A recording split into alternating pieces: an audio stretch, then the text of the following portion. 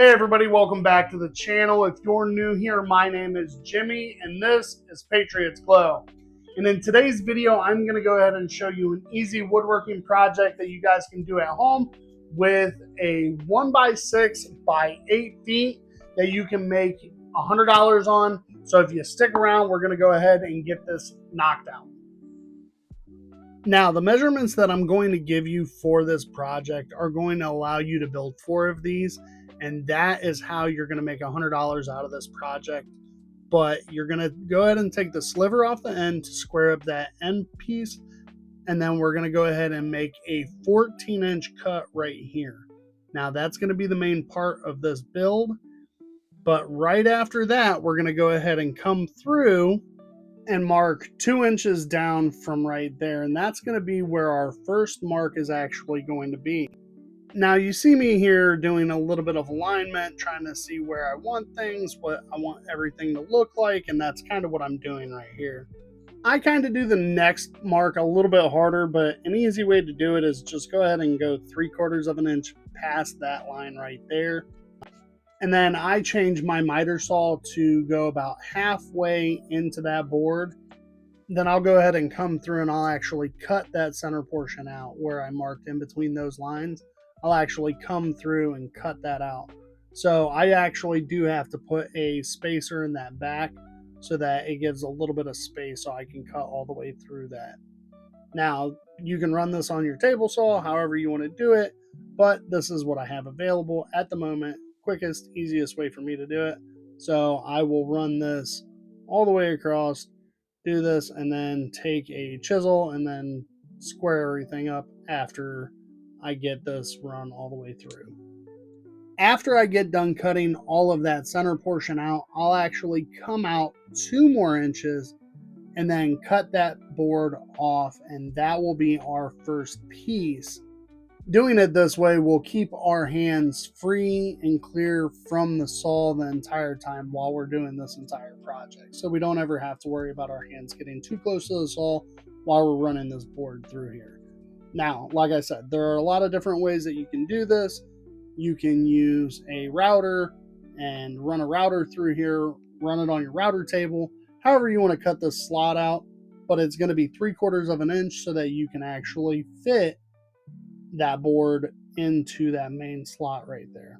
So we're going to go ahead and get 2 of these boards cut out and then 4 of these sides cut out. So just go ahead and follow that process until actually you have 4 of them with an 8-foot board, but I only had enough to do the 2, and then I had a little bit of board left over that we're going to use on another project. So that's neither here nor there. And I think you have the idea, so I'm going to go ahead and cut through the rest of this. If you guys need me to go through a deeper explanation or show you slowing down or a better way of showing you, let me know, and I can make another video to show you a little bit slower or a little bit better. But this is kind of the basic explanation of how we're going to do this. So once we get done doing this, we're going to go ahead and come over to the workbench and we're going to get some measurements.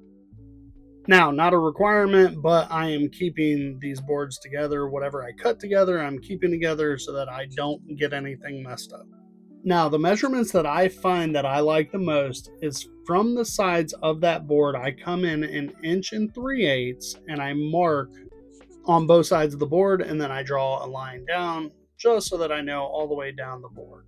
Now, from there, on the edges of the board here, you'll see me come across. I go every 2 inches, I mark 2, 4, 6, 8, 10, 12, all the way down because we have 14 inches, but we want these to be spaced out 2 inches apiece.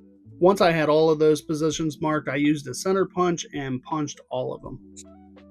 After I went ahead and used the center punch on all of those marks, I went ahead and came over here to my drill press. Absolutely by no means do you have to use a drill press, and honestly, it might actually go a little bit easier and better because I had to line up this hole every time perfectly.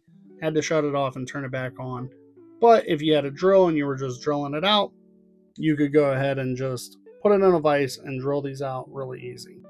Now, all measurements are completely and entirely up to you. You can change it however you'd like. I used an 1 3/8 Forstner bit for all of these holes right here. It is completely and entirely up to you how you want to do this, but this is what I ended up choosing. You'll go ahead and do that to all 4 of your boards. I've only got 2 here, so I'll go ahead and knock out both of my boards. And whatever you do, try to avoid getting any boards with too many knots, because trying to get through those knots a little bit more difficult than what you want to have to try to do. Something that I almost forgot to say, if you are going to use a drill press, don't forget to put a spacer in between underneath. But I'm sure if you've used a drill press, you already know that if you're going to go ahead and drill all the way through something, you're going to want something on the bottom side so you don't drill into the metal. All right, so that's going to go ahead and bring us right along to the part everybody knows and loves. We are going to go ahead and do some sanding. Now, while I was doing this, I had a great epiphany that I wanted to go ahead and add a round over or a chamfer. So I came back through mid sand and I threw a round over on every single one of these holes. Now, I only did it on the top side, but you very well could do it on the top or bottom side of both of these boards. It is entirely up to you. But then I went ahead and come through, sanded everything down. You want to get all those burrs off. And something I would go ahead and recommend, I didn't do it here, but I should have. If you've got a sanding wheel, I would do the inside of those holes as well. Now, I'm going to go ahead and come through with Bombay Mahogany. Now, I will say it's a little bit harder to apply because you have all of these holes, so try to do the best that you can. I recommend trying to stain the inside of those holes first and then coming through and trying to do the outside. It's a little bit easier to do it that way so you're not dripping all over the place, but do it however you see fit. If you have a sprayer, go ahead and spray it on. I think that would probably be the easiest way to do it, but I do not have that available at the moment, so we are doing it just like this. That is going to lead us into doing the sides of the stands. So after we get everything set up, we're going to complete these sides, and then we are actually going to set these up for the night and return the next morning after everything is nice and dry. Once everything's nice and dry, we're going to come back out here and assemble everything. Everything has a nice tight fit for the most part because we made everything almost exactly the right size. Something that I did not know if I wanted to do was add brad nails to the side of it, because obviously you always have those tiny nail marks in the side. I went ahead and added it. You don't actually see that much of a difference, but I did add those brad nails, 3 of them, into the side, which does not bother the aesthetics of it whatsoever. Still looks really nice. So I would add those just to be on the safe side in case somebody grabs them. Then I come through with some shellac. It does not have to be food grade because it is going to be the outside of eggs that actually comes in contact with this, not actually food that you're going to eat. Okay, everybody, so there you have it. Hopefully my big dome is in the picture here. This is the finished product that we have right here.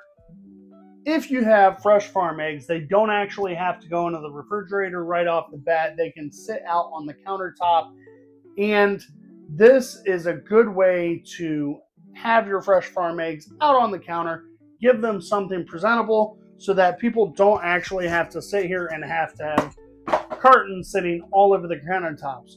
So if you sell fresh farm eggs, you can throw this as an addition on here, or if you have them around your own house, something that you can build. But these sell anywhere from $20 to $40. Very safe bet right here is about $25 to $30. So for one of these and stacking them up, you can get 4 of these out of one 8-foot board. So you can make $100 out of one of these boards.